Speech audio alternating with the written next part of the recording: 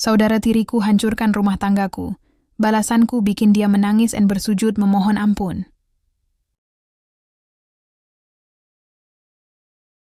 Aku, Nisa Mulyani, adalah seorang ibu rumah tangga berusia 32 tahun yang tinggal di sebuah perumahan sederhana di pinggiran Jakarta.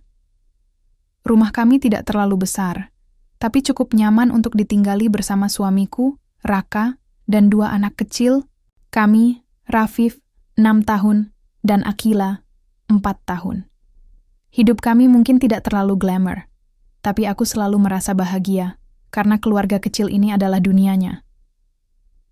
Setiap pagi, aku bangun sebelum matahari terbit.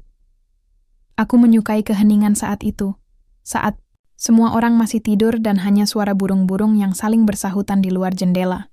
Pagi-pagi sekali sudah menjadi rutinitasku membersihkan rumah, menyiapkan sarapan untuk Raka dan anak-anak, serta memastikan Rafif dan Akila siap untuk pergi ke sekolah. Kadang-kadang, aku sempatkan diri duduk di teras belakang, menikmati secangkir teh hangat dan memandangi tanaman-tanaman hias yang kubudidayakan sendiri di halaman kecil. Namun, beberapa minggu terakhir, ada sesuatu yang mulai mengganggu ketenangan hidupku. Sesuatu yang tidak bisa kujelaskan dengan pasti, tapi membuatku merasa tidak nyaman. Awalnya, semuanya dimulai ketika ayahku, Pak Darmawan, datang berkunjung suatu sore sepulang kerja. Ayahku pensiunan pegawai negeri sipil yang tinggal di Bogor bersama istri barunya, Bu Sari. Ibu tiriku itu seorang wanita baik hati, meskipun hubunganku dengannya tak pernah benar-benar dekat. Kami jarang bertemu karena jarak antara Bogor dan Jakarta. Ayah ingin bicara serius. "Nak," kata ayah suatu malam setelah makan malam. Wajahnya tampak tegang, dan aku langsung tahu bahwa ada masalah. "Ada apa ya?" tanyaku pelan, mencoba membaca ekspresinya. Ayah menghela napas panjang sebelum melanjutkan. "Alia, dia sedang mengalami kesulitan. Rumah tangganya gagal, dan dia butuh tempat tinggal sementara sampai dia bisa bangkit lagi." Nama Alia langsung membuatku cemas. Dia adalah saudara tiriku dari pernikahan ayah dengan Bu Sari. Usianya 28 tahun, 5 tahun lebih muda dariku. Sejak kecil, hubungan kami tidak pernah harmonis. Alia selalu tampak iri padaku. Mungkin karena aku lebih dulu lahir, lebih dulu mendapatkan kasih sayang ayah, atau mungkin karena aku lebih sering dipuji oleh orang-orang di sekitar. Tapi, bukankah itu wajar? Aku punya alasan untuk percaya diri. Nilai-nilai bagus di sekolah, prestasi akademik, dan kemampuan sosial yang lumayan. Sedangkan Alia, dia lebih tertutup, sulit bergaul, dan terkadang terlihat bermusuhan. Tapi, ya, aku mencoba protes. Rumah kita kan tidak begitu besar. Lagi pula, bagaimana dengan anak-anak? Ayah menggeleng cepat. "Nisa, tolonglah ayah kali. Ini demi keluarga. Alia juga butuh dukunganmu sebagai kakaknya." Aku terdiam. Aku tahu betapa keras kepala ayah jika sudah meminta sesuatu. Dan, meski aku tidak suka ide ini, aku tidak ingin mengecewakan beliau. Jadi, dengan berat hati, aku mengangguk. Beberapa hari kemudian, Alia datang membawa 2 koper besar. Penampilannya tetap sama seperti yang kuingat. Rambut hitamnya yang lurus ditata rapi, kulitnya putih bersih, dan senyumnya yang manis, namun entah kenapa terasa palsu bagiku. Saat pertama kali bertemu, dia langsung memelukku erat, seolah-olah kami adalah saudara kandung yang sangat dekat. "Nisa, aku benar-benar minta maaf harus merepotkanmu seperti ini," katanya dengan nada lembut. "Tidak apa-apa, Li. Kita keluarga, kan?" Balasku, meski dalam hati aku merasa ragu. Ada sesuatu di sorot matanya yang membuatku tidak nyaman, sebuah kilatan licik yang sulit dijelaskan. Awalnya, segalanya tampak normal.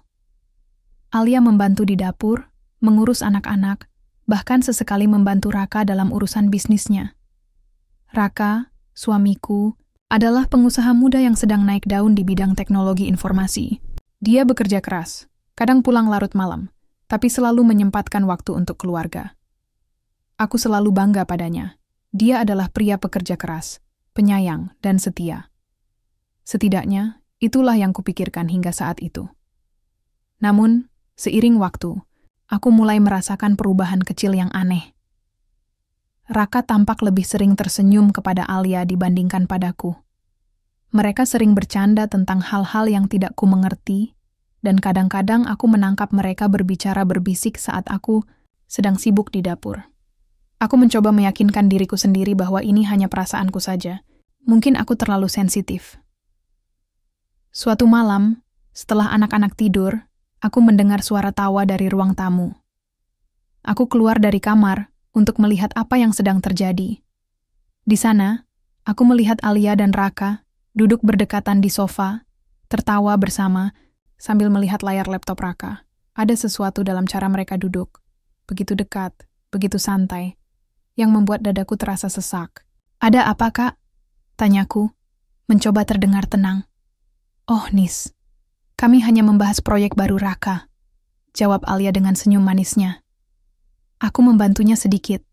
Aku hanya mengangguk, tapi hatiku dipenuhi dengan kecurigaan. Apakah Alia benar-benar hanya membantu? Atau ada sesuatu yang lain? Perlahan-lahan, aku mulai menyadari bahwa kehadiran Alia tidak hanya mengubah dinamika rumah tanggaku, tetapi juga mulai mengancam fondasi kepercayaan yang telah kubangun bersama Raka selama bertahun-tahun.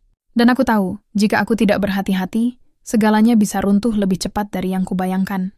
Minggu-minggu berlalu, dan kehadiran Alia di rumah semakin terasa seperti bayangan gelap yang menghantui setiap sudut kehidupanku.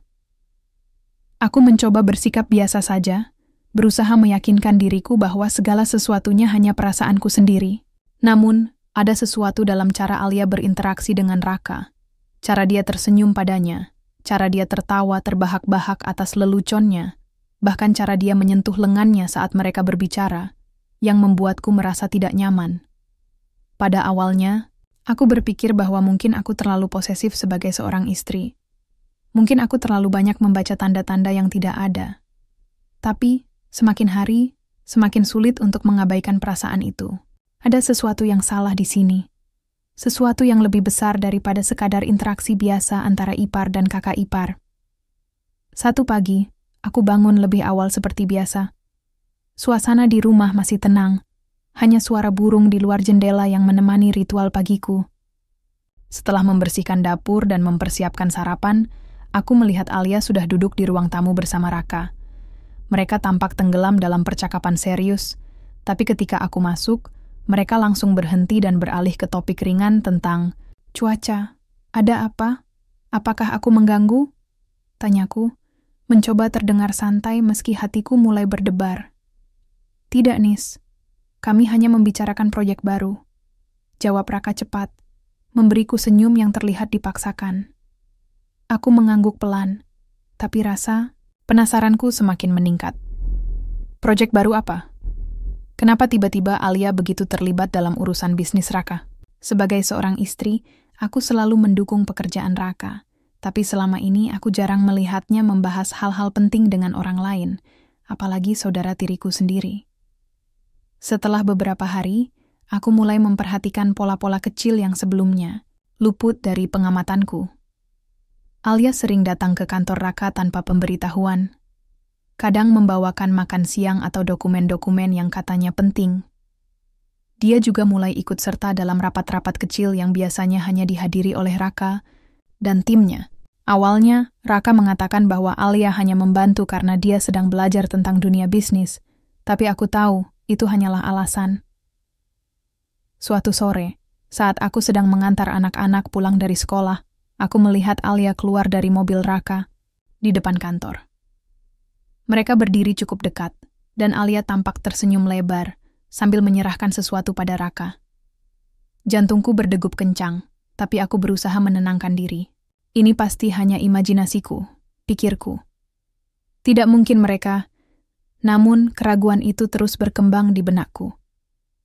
Malam itu, setelah anak-anak tidur, aku mencoba membahas hal ini dengan Raka. Kami duduk di ruang tamu, dan aku memulai pembicaraan dengan hati-hati. "Raka, aku ingin bertanya sesuatu," kataku pelan. "Ya, Nis, Ada apa? Tanyanya. Matanya terfokus pada layar ponselnya. Aku hanya merasa aneh akhir-akhir ini. Alia sepertinya sangat dekat denganmu. Kalian sering berbicara, bahkan tentang hal-hal yang biasanya tidak kau bagikan padaku. Raka mengangkat alisnya, lalu meletakkan ponselnya di meja. Nisa, kamu cemburu? Cemburu? Bukan itu masalahnya. Balasku, mencoba tetap tenang. Aku hanya khawatir. Dia adalah saudara tirimu, Raka. Bukankah seharusnya kita menjaga batasan? Dia tertawa kecil, seolah-olah kata-kataku terlalu konyol untuk dianggap serius. Nisa, kamu terlalu banyak berpikir. Alia hanya membantu di kantor. Dia punya ide-ide bagus, dan aku pikir dia bisa belajar banyak dari kita. Aku menghela napas panjang, merasa frustrasi. Tapi, Raka, bukankah ini terlalu intens? Dia bahkan lebih sering di sini daripada di Bogor. Bagaimana perasaanmu jika posisi kita dibalik? Misalnya, aku yang dekat dengan saudara laki-lakimu. Raka terdiam sejenak, lalu menggeleng. Ini berbeda, Nisa. Alia butuh dukungan. Ayahmu meminta kita untuk membantunya, kan? Lagi pula, aku tidak akan pernah melakukan sesuatu yang bisa menyakitimu. Kata-kata itu semestinya menenangkanku, tapi entah kenapa, aku merasa ada sesuatu yang disembunyikan. Mata Raka tidak benar-benar bertemu dengan mataku saat dia berbicara, dan itulah yang membuatku semakin curiga. Beberapa hari kemudian, kecurigaanku semakin kuat ketika aku mendengar percakapan antara Alia dan Busari, ibu tiriku. Aku sedang membersihkan ruang tamu ketika Alia menelepon dari teras belakang. Suaranya terdengar cukup keras sehingga aku bisa mendengar sebagian percakapan mereka. Ibu, aku sudah mendekatinya, kata Alia dengan nada penuh kemenangan. Dia sepertinya mulai percaya padaku. Tinggal sedikit lagi. Aku membeku. Siapa yang Alia maksud dengan dia? Apakah dia sedang membicarakan Raka dan Nisa? Apa dia curiga? Tanya Busari dari ujung telepon. Biasa saja. Dia terlalu bodoh untuk menyadarinya. Balas Alia dengan nada dingin yang belum pernah kudengar sebelumnya. Jantungku berdetak kencang. Aku merasa seperti disiram air dingin. Alia sedang bermain-main di rumah tanggaku, dan aku sama sekali tidak menyadarinya sampai sekarang. Tapi, apa tujuannya? Untuk apa dia mendekati Raka? Aku mencoba menenangkan diri. Mungkin aku salah dengar. Mungkin Alia sedang membicarakan hal lain. Tapi, semakin aku memikirkannya, semakin sulit untuk mengabaikan fakta-fakta yang kuperhatikan akhir-akhir ini. Sore harinya, aku memutuskan untuk mengamati Alia lebih dekat. Saat dia sedang asik mengetik di laptop Raka di ruang kerja, aku pura-pura masuk untuk mengambil sesuatu. Di layar, aku melihat sebuah jendela obrolan terbuka. Pesan-pesan singkat antara Alia dan seseorang bernada manis dan penuh kode. Salah satu pesan tertulis, "Kamu tahu, aku tidak sabar menunggu waktu kita bersama tanpa gangguan." Aku merasa darahku berhenti mengalir. Pesan itu jelas ditujukan kepada Raka. Tapi, bagaimana mungkin? Raka selalu bilang bahwa hubungannya dengan Alia hanya profesional. Kenapa dia berbohong padaku? Aku mundur perlahan, mencoba menyembunyikan amarah dan kekecewaanku. Aku harus berpikir jernih. Ini bukan waktunya untuk konfrontasi. Aku membutuhkan bukti lebih banyak sebelum mengambil langkah apapun. Malam itu, aku duduk di tepi tempat tidur, memandangi ponsel Raka yang tergeletak di atas meja. Aku tahu ini salah, tapi rasa penasaranku lebih besar daripada rasa bersalah. Dengan tangan gemetar, aku membuka ponselnya. Passwordnya mudah ditebak, tanggal ulang tahun kami. Aku membuka aplikasi pesan instan dan menemukan deretan obrolan antara Raka dan Alia. Pesan-pesan itu membuatku terhenyak. Mereka tidak hanya berbicara tentang pekerjaan, tapi juga tentang perasaan-perasaan yang seharusnya tidak pantas dilontarkan antara ipar dan kakak ipar. Bahkan ada foto-foto mereka berdua yang tidak pernah kulihat sebelumnya. Mereka tampak begitu akrab, seperti pasangan kekasih. Air mata mulai mengalir di pipiku. Betapa bodohnya aku selama ini. Aku mempercayai mereka, mendukung mereka, bahkan membantu Alia menyesuaikan diri di rumah ini. Tapi ternyata mereka hanya memanfaatkanku. Aku tahu aku tidak bisa langsung menghadapi mereka. Aku harus mencari cara untuk menghadapi situasi ini tanpa terburu-buru. Tapi satu hal yang pasti, aku tidak akan membiarkan mereka menghancurkan rumah tanggaku tanpa perlawanan. Malam itu, setelah menemukan pesan-pesan di ponsel Raka, aku tidak bisa tidur. Pikiranku dipenuhi oleh berbagai perasaan, marah, kecewa, dan bahkan sedikit takut. Aku mencoba membayangkan bagaimana mungkin dua orang yang seharusnya menjadi keluargaku bisa melakukan ini padaku. Alia adalah saudara tiriku, seseorang yang seharusnya mendukungku dalam hidup ini. Dan Raka. Dia adalah suamiku, orang yang selama ini kucintai sepenuh hati. Bagaimana mungkin mereka bisa mengkhianatiku seperti ini? Aku duduk di tepi tempat tidur, memandangi ponsel Raka yang masih tergeletak di atas meja. Isi percakapan mereka terpampang jelas di layar, seperti bukti nyata dari pengkhianatan yang telah berlangsung lama tanpa sepengetahuanku. Setiap kalimat yang mereka tulis terasa seperti pisau yang menusuk-nusuk dadaku. Mereka tertawa, bercanda, bahkan merencanakan pertemuan rahasia di balik punggungku. Bagaimana bisa aku begitu bodoh? Gumamku pelan, air mata mengalir deras di pipiku. Tapi kemudian, sesuatu dalam diriku mulai bergeser. Amarah perlahan-lahan menggantikan kesedihan. Aku tidak akan membiarkan mereka mempermainkanku seperti ini. Aku tidak akan membiarkan mereka menghancurkan rumah tangga yang sudah kubangun dengan susah payah. Jika mereka ingin bermain kotor, aku juga bisa melakukannya. Hanya saja, aku harus lebih cerdas dan strategis. Pagi harinya, aku bangun lebih awal seperti biasa. Aku menyembunyikan semua emosiku di balik senyum tipis saat bertemu Alia dan Raka. Mereka tampak santai, seolah-olah tidak ada yang salah. Alia bahkan sempat berkomentar tentang betapa lelah aku terlihat belakangan ini. "Kamu baik-baik saja, Nis. Sepertinya kamu kurang tidur," katanya dengan nada manis yang membuatku ingin muntah. "Aku baik-baik saja, Li. Terima kasih sudah peduli," balasku. Mencoba terdengar tenang, meski dalam hati aku ingin meneriakkan semua kebenaran. Setelah sarapan, aku mulai merencanakan langkah-langkahku. Aku tahu aku tidak bisa langsung konfrontasi dengan mereka, karena mereka pasti akan membela diri, atau bahkan menyalahkan aku sebagai orang yang cemburu tanpa alasan. Aku butuh bukti lebih banyak, bukti yang tidak bisa mereka sangkal. Beberapa hari kemudian, aku mulai merekam segala sesuatu yang mencurigakan. Aku menggunakan aplikasi penyadap rahasia di ponsel Raka untuk memantau semua aktivitasnya. Setiap kali Alia datang ke rumah, aku pura-pura sibuk di dapur atau di kamar anak-anak, tetapi sebenarnya aku mengamati setiap gerakan mereka. Aku juga mulai memperhatikan pola komunikasi mereka, kapan mereka bertemu, apa yang mereka bicarakan, bahkan cara mereka saling memandang. Suatu sore, aku mendengar mereka berbicara di ruang tamu. Suara mereka cukup pelan, tapi aku berhasil menangkap beberapa kata. "Kita harus lebih hati-hati," bisik Raka. "Jangan khawatir, dia tidak akan curiga," balas Alia dengan nada percaya diri. Aku merasa darahku mendidih. Mereka benar-benar berpikir bahwa aku bodoh dan tidak menyadari apapun. Tapi, mereka salah besar.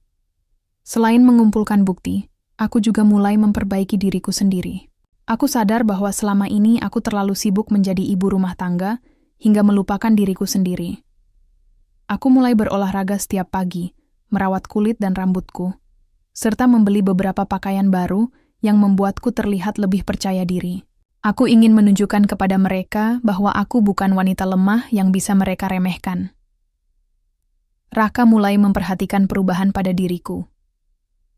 Suatu malam, saat kami sedang makan malam bersama, dia berkomentar, "Kamu terlihat berbeda akhir-akhir." "Ini, Nis, berbeda bagaimana?" tanyaku, mencoba tersenyum manis. "Lebih segar, lebih bersemangat," katanya, matanya memandangiku dengan campuran rasa penasaran dan kekaguman. Aku hanya mengangguk pelan, menyembunyikan senyum licik di balik ekspresiku. Biarlah dia penasaran. Biarlah dia merasa bersalah tanpa menyadarinya. Sementara itu, aku juga mulai membangun jaringan sosialku lagi. Aku menghubungi teman-teman lama, menghadiri acara arisan, dan bahkan bergabung dengan komunitas ibu-ibu di lingkungan sekitar. Aku ingin memastikan bahwa jika suatu hari nanti aku harus menghadapi dunia tanpa Raka, aku memiliki dukungan yang cukup. Selain itu, aku juga mulai menyebarkan rumor halus tentang Alia kepada beberapa teman dekatku. Aku tidak mengatakannya secara langsung, tapi aku memberikan petunjuk-petunjuk kecil yang membuat mereka curiga terhadap Alia. Kamu tahu, Nisa, aku mendengar sesuatu tentang Alia dari teman-teman di Bogor, kata salah satu temanku suatu hari. Katanya, dia sering bermasalah dengan keluarga barunya. Aku hanya tersenyum tipis, seolah-olah aku tidak tahu apa-apa. Benarkah? Aku tidak tahu detailnya. Mungkin itu hanya gosip. Tapi dalam hati, aku merasa puas. Semua ini adalah bagian dari rencanaku. Beberapa minggu kemudian, aku akhirnya menemukan bukti yang cukup kuat untuk menghadapkan mereka. Aku menemukan rekaman suara percakapan antara Raka dan Alia, di mana mereka merencanakan pertemuan rahasia di sebuah hotel di Jakarta. Rekaman itu menjelaskan segalanya. Mereka tidak hanya berselingkuh, tapi juga berencana untuk meninggalkanku. Aku tahu inilah waktunya. Aku tidak bisa menunda lagi. Malam itu, setelah anak-anak tidur, aku mengundang Alia dan Raka ke ruang tamu. Aku meminta mereka duduk, lalu menyalakan laptopku. Di layar, aku memutar rekaman suara percakapan mereka, disertai dengan tangkapan layar pesan-pesan di ponsel Raka. Wajah mereka berubah pucat seketika. Apa maksudmu dengan ini, Nisa? Tanya Raka. Suaranya gemetar. Inilah yang kalian lakukan di belakangku selama ini, kan? Balasku, suaraku dingin dan tajam. Kalian pikir aku tidak tahu?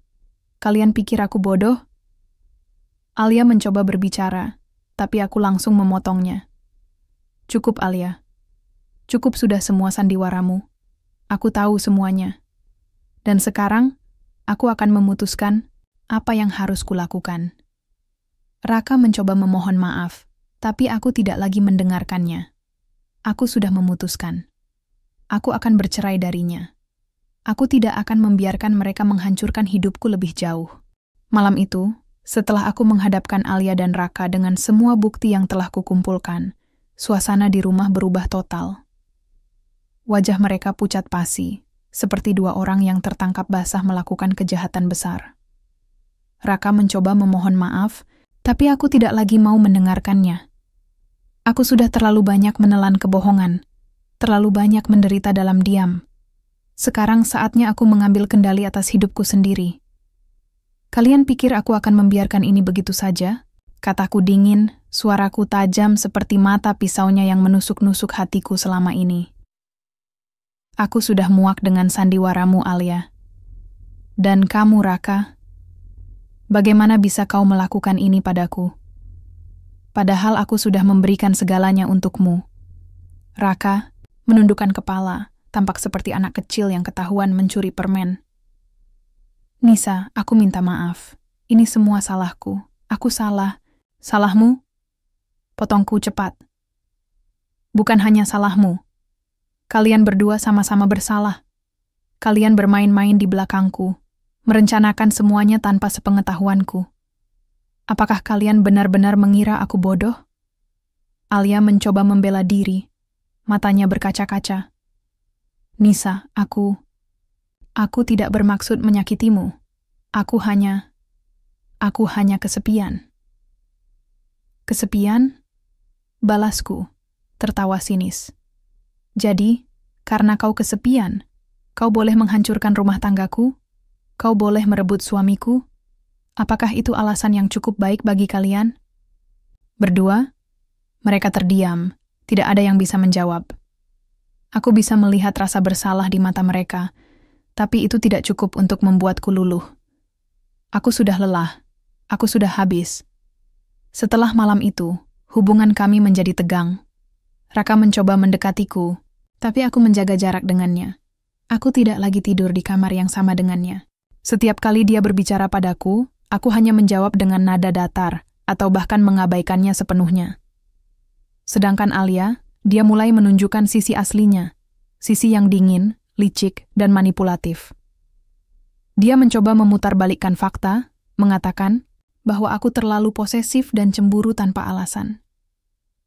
Tidak ada yang terjadi antara aku dan Raka, katanya suatu hari saat kami bertemu di dapur. Semua ini hanyalah kesalahpahaman. Aku tidak buta, Li, balasku, memandanginya lurus-lurus. Aku punya bukti. Jadi, jangan coba-coba mempermainkanku lagi. Dia terdiam sejenak, lalu tersenyum tipis. Baiklah, kalau itu yang kau inginkan. Tapi, percayalah, kamu akan menyesal jika kehilangan Raka. Aku tertawa keras mendengarnya. Menyesal? Tidak. Aku tidak akan menyesal. Yang akan aku sesali adalah jika aku terus mempertahankan hubungan yang sudah rusak seperti ini. Sementara itu, aku mulai mempersiapkan langkah-langkah lebih lanjut. Aku menghubungi pengacara andal yang direkomendasikan oleh salah satu temanku. Pengacara itu bernama Budian, seorang wanita karismatik yang sangat berpengalaman dalam kasus-kasus pernikahan. Saat pertama kali bertemu dengannya, aku langsung merasa nyaman. Dia memberikan nasihat-nasihat yang masuk akal dan membuatku yakin bahwa aku bisa mendapatkan keadilan. Bu Nisa, saya sarankan untuk segera mengajukan gugatan cerai, kata Budian, saat pertemuan pertama kami. Dengan bukti-bukti yang Anda miliki, kita bisa memastikan hak-hak Anda terlindungi, termasuk hak asuh anak dan pembagian harta bersama. Aku mengangguk pelan. Baik, Bu. Saya ingin proses ini berjalan secepat mungkin. Budian tersenyum tenang. Jangan khawatir. Saya akan membantu Anda sepenuhnya. Setelah pertemuan itu, aku merasa lebih lega. Akhirnya, ada seseorang yang bisa membantuku menghadapi situasi ini. Aku tidak lagi merasa sendirian. Namun, Alia dan Raka tidak tinggal diam. Mereka mulai melawan balik dengan cara mereka sendiri. Alia mulai menyebarkan rumor tentangku kepada tetangga-tetangga dan teman-teman sosial kami. Dia mengatakan bahwa aku adalah istri yang terlalu cemburu dan posesif, sehingga aku menciptakan drama demi mendapatkan perhatian. Beberapa orang mulai mempercayainya, dan aku merasakan isolasi sosial mulai terjadi. Tapi aku tidak peduli. Aku tahu apa yang kulakukan adalah benar. Aku juga mulai menggunakan media sosial sebagai alat untuk melawan balik. Aku membuat postingan anonim di beberapa grup komunitas ibu-ibu, mengungkapkan sisi buruk Alia, betapa dia sering memanipulasi orang lain demi kepentingannya sendiri. Postingan itu langsung viral, dan banyak orang mulai curiga terhadapnya. Suatu hari, Alia mendatangiku dengan wajah marah. Apa yang kau lakukan, Nisa? Kenapa kau menyebarkan hal-hal buruk tentangku? Apa yang aku lakukan? Itu balasan untuk semua yang kau lakukan padaku. Balasku dingin. Kau pikir kau bisa mempermainkanku tanpa konsekuensi? Salah besar. Dia menatapku dengan kemarahan yang terpancar dari matanya. Kau akan menyesal, Nisa. Kau akan menyesal telah melawanku. Aku hanya tersenyum tipis. Kita lihat saja nanti. Selain itu, aku juga mulai menyelidiki latar belakang Alia lebih dalam. Aku penasaran dengan masa lalunya. Mengapa dia bisa menjadi seperti ini? Aku meminta bantuan salah satu teman lamaku yang bekerja di sebuah firma investigasi swasta. Temanku itu mulai mencari informasi tentang Alia, termasuk hubungannya dengan keluarga barunya di Bogor. Beberapa hari kemudian, temanku menghubungiku dengan kabar mengejutkan. Nisa, aku menemukan sesuatu yang penting tentang Alia. Apa itu? Tanyaku penasaran. Alia ternyata bukan anak kandung Bu Sari, katanya pelan. Dia adalah hasil hubungan gelap ayahmu dengan wanita lain. Aku terhenyak mendengarnya. Rahasia ini terlalu besar untuk dipercaya. Jadi, Alia bukan saudara tiriku yang sebenarnya? Lalu, apa motifnya untuk datang ke rumah kami? Terima kasih sudah memberitahuku, balasku, mencoba menenangkan diri. Ini akan sangat berguna. Aku memutuskan untuk menyimpan rahasia ini sebagai senjata pamungkas. Aku tidak akan menggunakannya sekarang, tapi suatu hari nanti, ketika saatnya tepat, aku akan melemparkannya ke wajah Alia. Sampai saat itu tiba, aku akan terus bermain strategis, mengumpulkan bukti, memperbaiki diriku sendiri, dan melawan balik dengan cara yang cerdas. Aku tahu perang ini belum berakhir, tapi aku siap. Aku tidak akan pernah kalah. Hari-hari berlalu dengan cepat, tapi rasanya seperti hidup dalam dua dunia yang saling bertabrakan. Di satu sisi, aku merasa lebih kuat dari sebelumnya, lebih mandiri, lebih percaya diri, dan lebih siap menghadapi apapun yang akan datang. Namun, di sisi lain, ada rasa tidak nyaman yang terus menggerogoti hatiku. Rahasia tentang Alia yang kudapatkan dari temanku itu belum kugunakan, tapi beban informasi itu terasa sangat berat. Aku tahu ini adalah senjata pamungkas yang bisa menghancurkan Alia sepenuhnya, tapi aku juga menyadari bahwa menggunakan rahasia ini berarti membuka luka lama keluargaku sendiri. Aku mencoba fokus pada langkah-langkah praktis untuk memenangkan pertarungan ini. Proses perceraian sedang berjalan, dan Budian memberikan kabar baik. Dengan semua bukti yang kukumpulkan, rekaman suara, tangkapan layar pesan-pesan Raka dan Alia, serta dokumentasi perilaku mereka selama ini, aku memiliki posisi yang kuat di pengadilan. Hak asuh anak-anak hampir pasti akan jatuh ke tanganku, dan aku bahkan berpeluang mendapatkan sebagian besar aset bersama yang kami miliki selama pernikahan. Namun, meski aku sudah merencanakan semuanya dengan matang, ada sesuatu yang masih mengganjal di benakku. Apakah aku benar-benar ingin melihat Alia dan Raka hancur total? Apakah balas dendam ini benar-benar membuatku lebih bahagia? Atau, apakah ada cara lain untuk menyelesaikan semua ini tanpa harus melibatkan begitu banyak kebencian? Suatu sore, setelah menjemput anak-anak dari sekolah, aku duduk di teras belakang rumah. Matahari mulai tenggelam, memancarkan warna-warna jingga yang lembut di langit. Aku menikmati secangkir teh hangat, mencoba menenangkan pikiran yang penuh dengan konflik internal. Rafif dan Akila bermain di halaman, tertawa-tawa tanpa beban. Melihat mereka, aku tersadar bahwa alasan utama aku melakukan semua ini adalah untuk melindungi mereka. Aku tidak ingin mereka tumbuh dalam lingkungan yang penuh kebohongan dan pengkhianatan. Tapi kemudian, aku teringat pada ayahku. Ayah yang selama ini kukira adalah pria baik-baik, ternyata menyimpan rahasia besar. Bagaimana mungkin dia bisa menikahi Busari padahal dia sudah memiliki anak dari wanita lain? Apakah Busari tahu tentang hal ini? Apakah Alia sendiri tahu tentang asal-usulnya? Pertanyaan-pertanyaan itu terus berputar di kepalaku, sampai akhirnya aku memutuskan untuk mencari jawabannya sendiri. Malam itu, setelah anak-anak tidur, aku membuka laptopku dan mulai mencari informasi lebih dalam tentang masa lalu ayahku. Aku tahu ini bukan hal yang mudah, tapi aku harus tahu.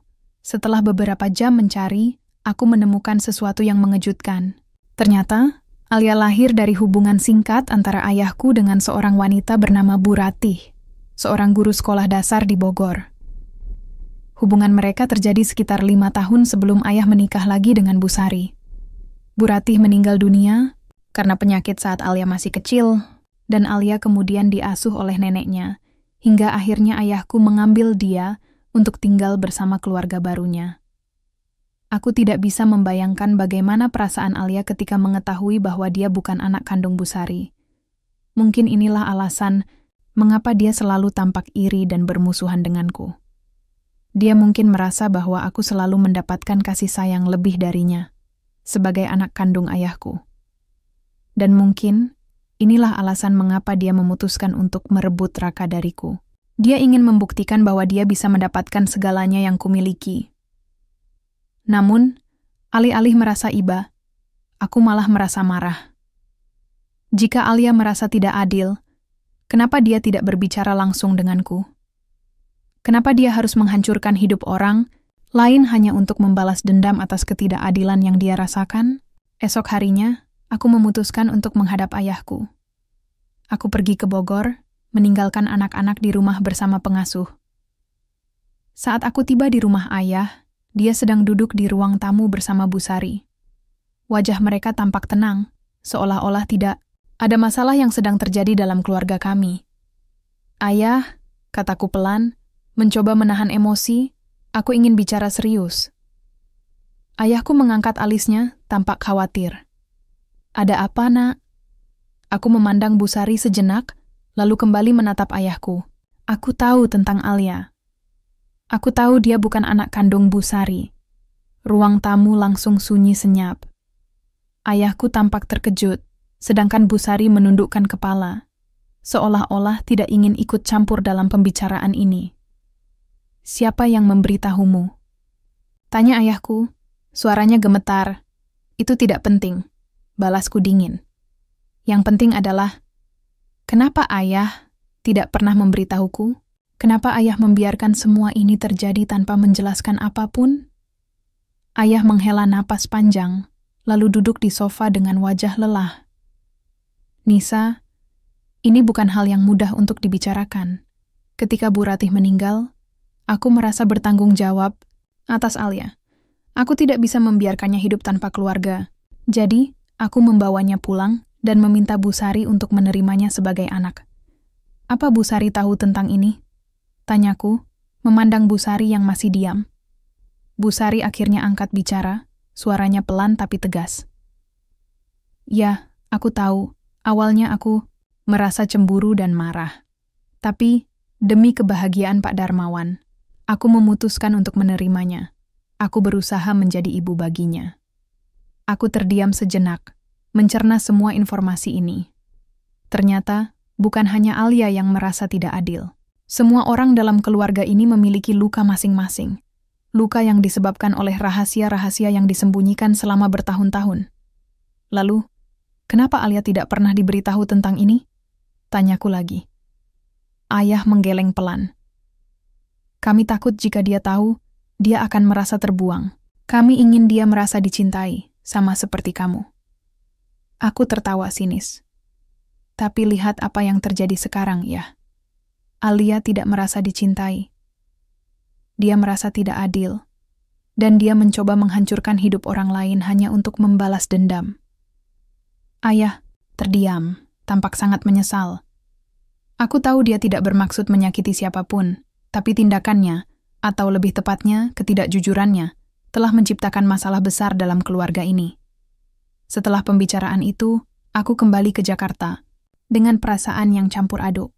Aku tahu rahasia ini adalah senjata yang sangat kuat, tapi aku juga sadar bahwa menggunakan rahasia ini berarti membuka pintu bagi kehancuran yang lebih besar.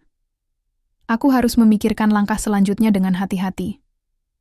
Sementara itu, Alia dan Raka tampak semakin putus asa. Mereka mulai menyadari bahwa aku tidak akan mundur, dan mereka mulai merasa terpojok. Alia bahkan mencoba mendekatiku, memohon agar aku mau memaafkannya. Nisa, aku minta maaf. Katanya suatu malam, matanya berkaca-kaca. Aku salah. Aku tidak seharusnya melakukan semua ini. Aku memandangnya dengan dingin. Maafmu tidak cukup, Lai. Kau sudah merusak semuanya. Dia terdiam sejenak, lalu menundukkan kepala. Aku tahu aku salah, tapi tolong, jangan hancurkan hidupku. Aku tidak menjawab. Aku hanya meninggalkannya di ruang tamu, membiarkan kata-katanya bergema di udara. Aku tahu, saatnya akan segera tiba. Saatnya aku melepaskan semua rahasia. Ini ke permukaan, dan ketika saat itu tiba, tidak ada yang akan bisa menghentikanku. Setelah pembicaraan dengan ayahku di Bogor, aku merasa seperti berada di persimpangan jalan. Di satu sisi, aku ingin memperbaiki segalanya, mengakhiri semua kekacauan ini dengan cara yang damai dan elegan. Tapi di sisi lain, ada api dendam yang masih menyala dalam diriku. Api itu sulit untuk dipadamkan, terutama ketika aku memikirkan bagaimana Alia dan Raka telah menghancurkan hidupku, tanpa sedikit pun rasa bersalah. Aku tahu, saatnya sudah tiba untuk menyelesaikan semuanya. Aku tidak bisa terus hidup dalam bayang-bayang mereka. Aku harus mengambil alih kendali atas hidupku, meskipun itu berarti harus melukai mereka lebih dalam lagi. Beberapa hari kemudian, aku memutuskan untuk mengumpulkan keluarga besar, ayah, Bu Sari, saudara-saudara sepupuku, bahkan beberapa kerabat dekat dari pihak Raka. Aku mengundang mereka ke rumah kami pada sebuah sore yang cerah. Saat tamu-tamu mulai berdatangan, suasana terasa tegang. Mereka semua tampak bingung dengan undangan mendadak ini, tapi tidak ada yang berani bertanya apa-apa. Aku duduk di kursi utama ruang tamu dengan laptop terbuka di depanku. Alia dan Raka juga hadir. Wajah mereka penuh kekhawatiran. Mereka pasti tahu bahwa sesuatu yang besar akan terjadi, tapi mereka tidak tahu apa. "Terima kasih sudah datang," kataku pelan. Suaraku tenang namun tajam. "Ada hal penting yang perlu kalian semua ketahui." Semua mata tertuju padaku. Aku bisa merasakan ketegangan di udara, seperti awan gelap yang siap meledakkan badai. Alia dan Raka telah melakukan sesuatu yang sangat menyakitkan bagi keluarga ini. Lanjutku, memandang mereka bergantian. Mereka berselingkuh di belakangku. Selama berbulan-bulan, mereka berbohong, bermain sandiwara, dan mencoba menghancurkan rumah tanggaku. Suara-suara bisik-bisik mulai terdengar di antara para tamu. Beberapa orang tampak terkejut, beberapa lainnya hanya diam, seolah-olah tidak percaya. Ayah dan Bu Sari duduk di pojok ruangan, wajah mereka penuh rasa bersalah. "Inilah buktinya," kataku, lalu menyalakan laptopku. Di layar, aku memutar rekaman suara percakapan antara Alia dan Raka, disertai dengan tangkapan layar pesan-pesan mereka. Semua orang terdiam, mendengarkan setiap kata yang mereka ucapkan, rencana mereka untuk meninggalkanku, cara mereka merencanakan pertemuan rahasia, bahkan janji-janji cinta yang mereka lontarkan satu sama lain. Wajah Alia dan Raka memucat. Mereka mencoba membela diri, tapi aku langsung memotongnya. "Cukup," bentakku keras, suaraku menggema di ruangan. "Jangan coba-coba berbohong lagi. Kalian pikir aku bodoh? Kalian pikir aku tidak tahu apa yang kalian lakukan?" Mereka terdiam. Tidak ada yang berani berkata apa-apa. Para tamu mulai berbisik-bisik, memberikan tatapan hinaan kepada Alia dan Raka. Reputasi mereka hancur dalam hitungan detik. Namun, aku belum selesai. Rahasia tentang Alia adalah senjata pamungkas yang kupegang erat-erat selama ini, dan sekarang saatnya untuk melepaskannya. "Alia," kataku, memandangnya lurus-lurus. "Ada satu hal lagi yang perlu kau ketahui. Kau bukan anak kandung Bu Sari." Ruang tamu langsung sunyi senyap. Semua orang terkejut, termasuk Alia sendiri. Dia menatapku dengan mata terbelalak, seolah-olah tidak percaya dengan apa yang baru saja kudengar. Apa maksudmu?" tanyanya. Suaranya gemetar. "Ayahmu, ayah kita, menyembunyikan fakta ini darimu selama bertahun-tahun." Balasku dingin.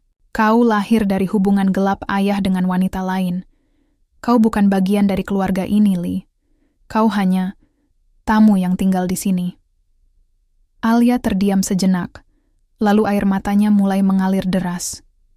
Dia menoleh ke arah ayahku, mencari jawaban. Ayah hanya menundukkan kepala, tidak berani menatapnya. Kenapa tidak ada yang memberitahuku?"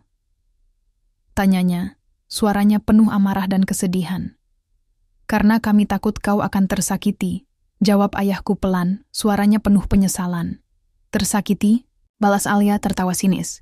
"Dan sekarang, apakah kalian pikir aku tidak tersakiti? Kalian membohongiku selama bertahun-tahun." Dia menangis terseduh-seduh, dan semua orang di ruangan hanya bisa diam. Bahkan aku pun merasa sedikit terenyuh melihatnya. Namun, aku segera mengingatkan diriku bahwa ini semua adalah akibat dari tindakannya sendiri. Dia telah memilih untuk menghancurkan hidup orang lain demi membalas dendam atas ketidakadilan yang dia rasakan.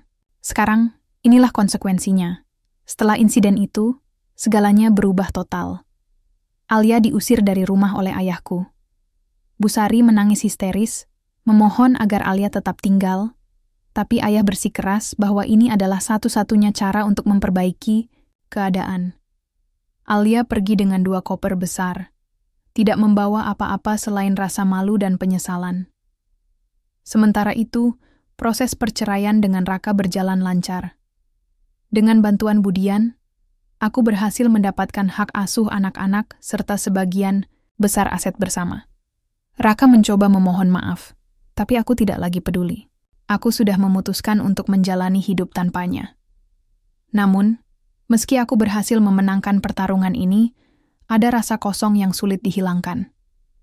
Aku tahu aku sudah melawan balik dengan cara yang cerdas dan strategis, tapi apakah ini benar-benar membuatku lebih bahagia?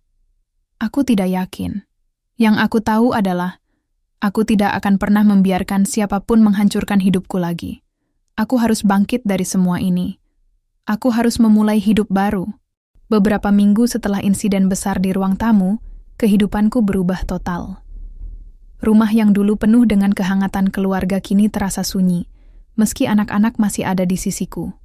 Rafif dan Akila tampaknya mencoba memahami apa yang terjadi, tapi mereka masih terlalu kecil untuk benar-benar merasakan dampak dari semua ini. Mereka hanya tahu bahwa ayah tidak lagi tinggal bersama kami.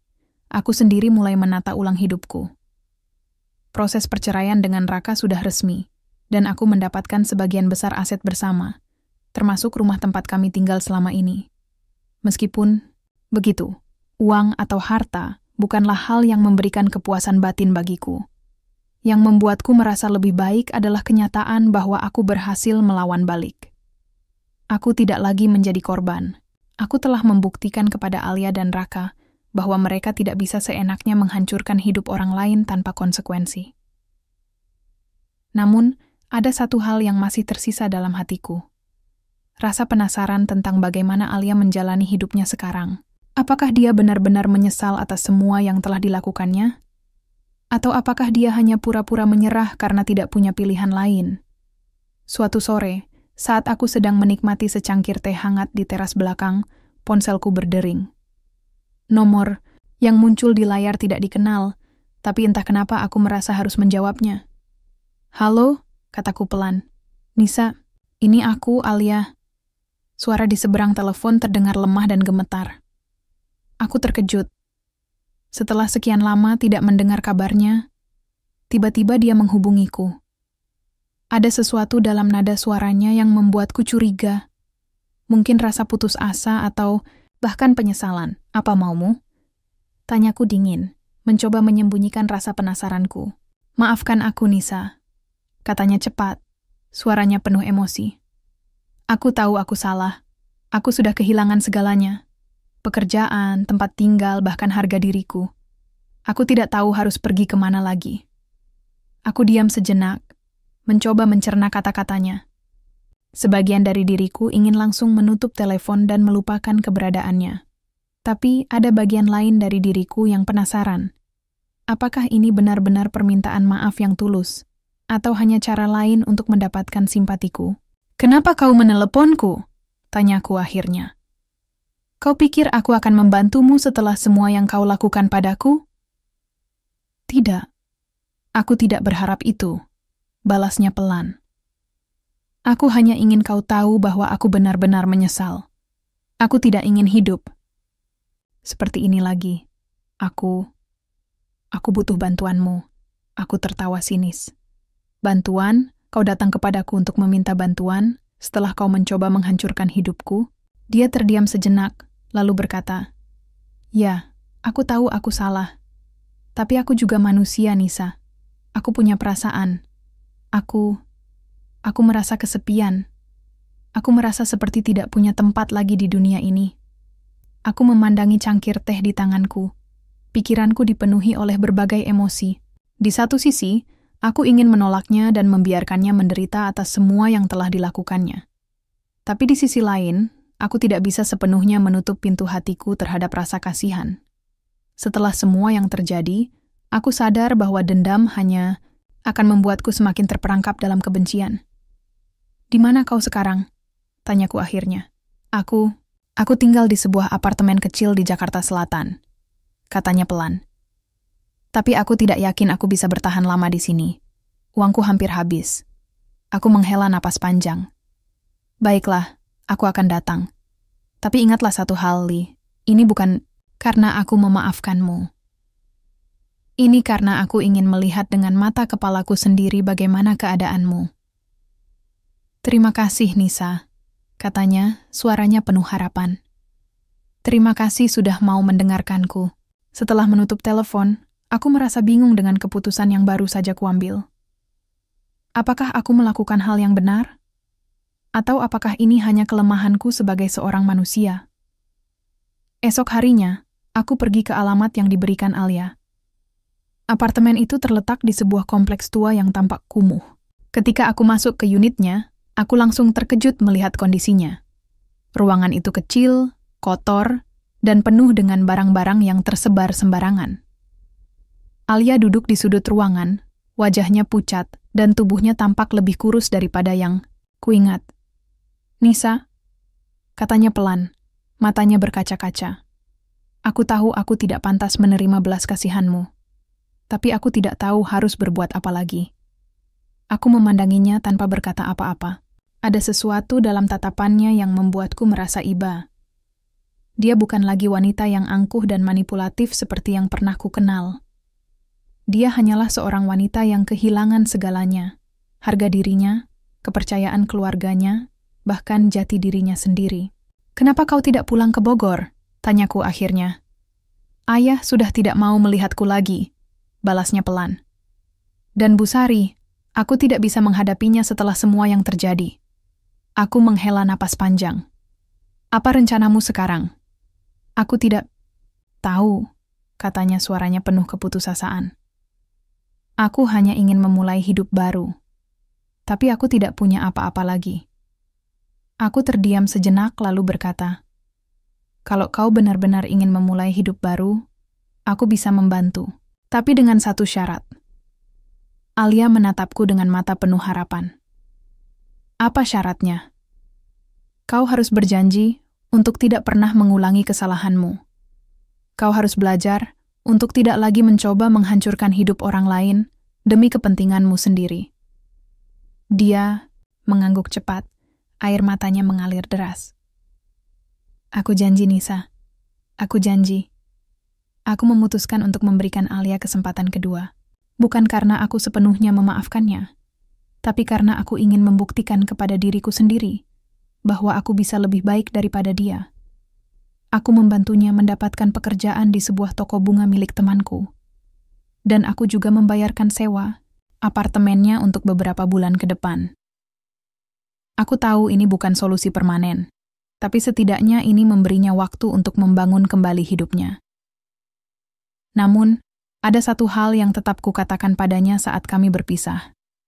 "Ingat, Li," kataku tegas, "ini adalah kesempatan terakhirmu.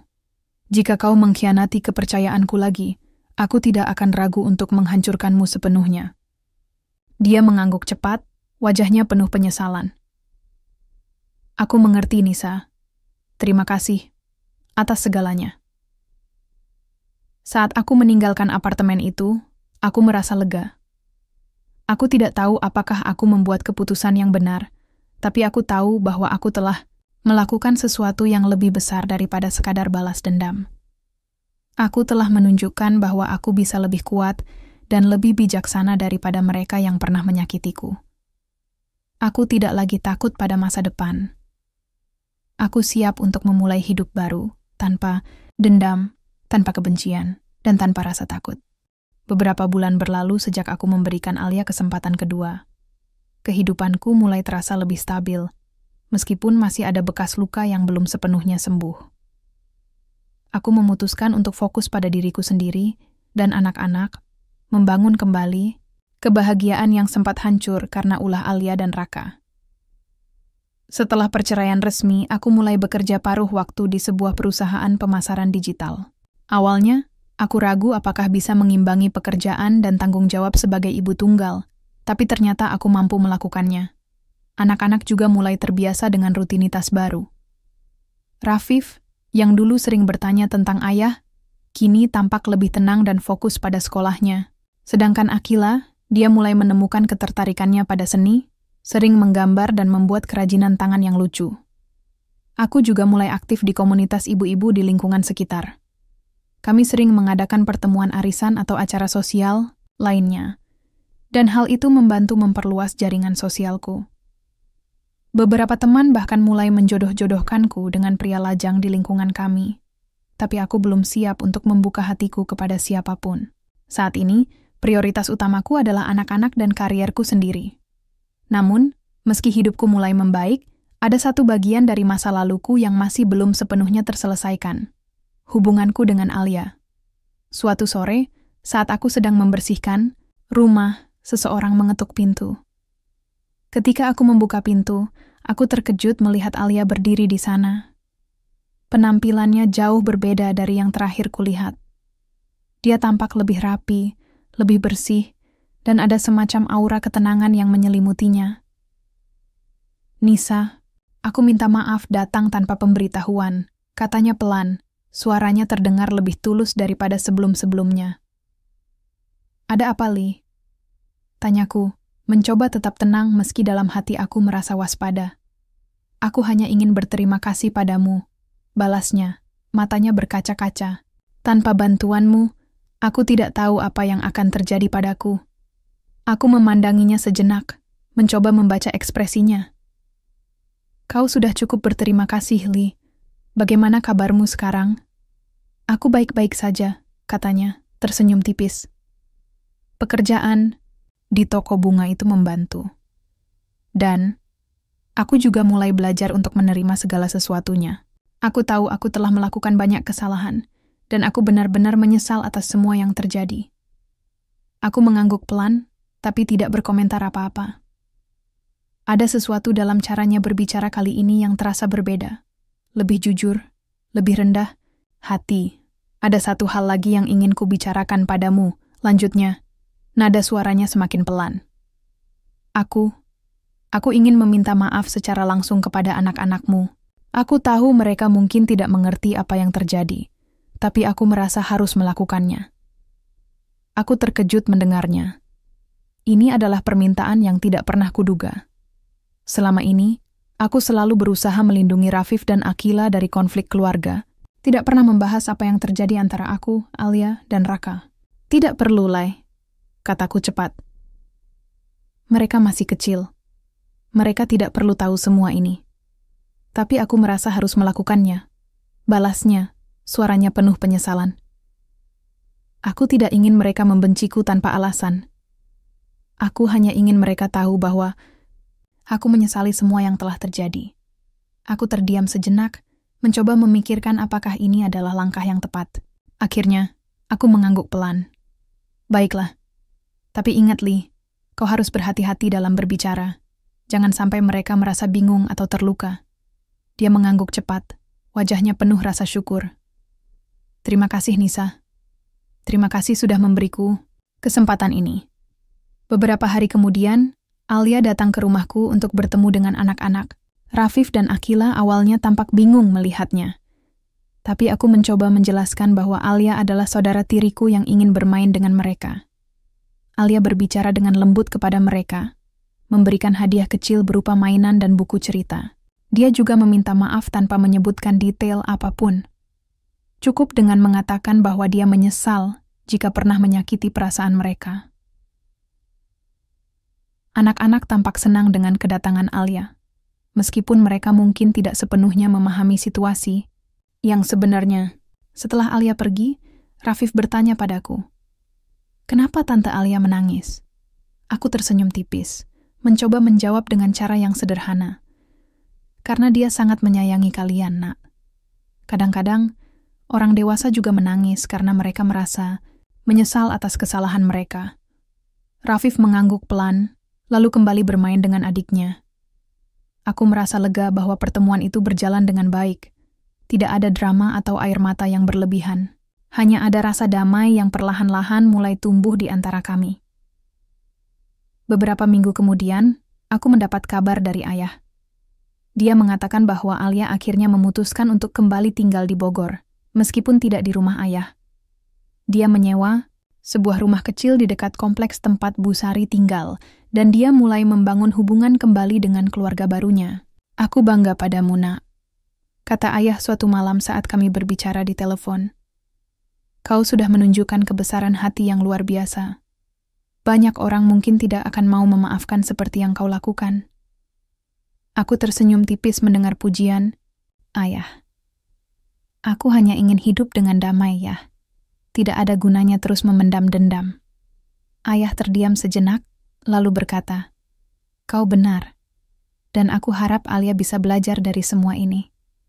Dia sudah banyak berubah, Nisa. Dia lebih tenang dan lebih bijaksana." "Aku juga melihatnya," balasku pelan. "Semoga dia bisa mempertahankan perubahan itu." Akhir tahun itu aku menghadiri acara reuni sekolah dasarku. Di sana, aku bertemu dengan beberapa teman lama yang belum kukenal lagi sejak lama. Salah satunya adalah Arman, seorang pria yang dulu menjadi teman sekelasku. Dia tampak lebih dewasa dan karismatik dibandingkan dengan kenangan masa kecilku tentangnya. "Kamu terlihat berbeda, Nisa," katanya sambil tersenyum hangat. "Lebih percaya diri, lebih mandiri." Aku tertawa kecil, merasa tersanjung oleh pujian itu. "Aku juga merasa begitu. Man, hidup banyak mengajarkan hal-hal baru." Kami berbincang panjang tentang kehidupan masing-masing, dan aku merasa nyaman berbicara dengannya. Arman adalah pendengar yang baik, dan dia tampak tertarik dengan cerita-ceritaku tentang perjalanan hidupku setelah pernikahan. Kami bertukar nomor telepon, dan beberapa minggu kemudian, kami mulai bertemu secara rutin untuk minum kopi atau makan malam ringan. Hubungan kami berkembang perlahan, tapi aku tidak terburu-buru. Aku tahu bahwa cinta adalah sesuatu yang harus dibangun dengan hati-hati, terutama setelah pengalaman buruk yang pernah kualami. Namun ada sesuatu dalam kehadiran Arman yang membuatku merasa damai. Seperti ada harapan baru yang mulai tumbuh dalam hidupku. Saat tahun berganti, aku merenung tentang semua yang telah terjadi dalam hidupku. Dari seorang wanita yang hancur, karena pengkhianatan, aku berhasil bangkit menjadi seseorang yang lebih kuat, lebih mandiri, dan lebih bijaksana. Aku belajar bahwa kehidupan tidak selalu tentang balas dendam atau kebencian. Kadang-kadang, kehidupan adalah tentang memberikan kesempatan kedua, baik untuk orang lain maupun untuk diri sendiri. Alia mungkin pernah menjadi musuh besarku, tapi sekarang, aku melihatnya sebagai seseorang yang juga memiliki luka dan ketidaksempurnaan. Dia telah berubah, dan aku juga telah berubah. Kami berdua belajar dari kesalahan masing-masing, dan itulah yang membuat kami bisa melangkah maju. Aku tidak tahu apa yang akan terjadi di masa depan. Mungkin aku akan menikah lagi dengan Arman, mungkin tidak. Tapi satu hal yang pasti, aku tidak takut lagi untuk menghadapi apapun yang akan datang. Aku sudah menemukan kekuatanku sendiri, dan itu adalah hadiah terbesar yang bisa kuberikan untuk diriku dan anak-anakku.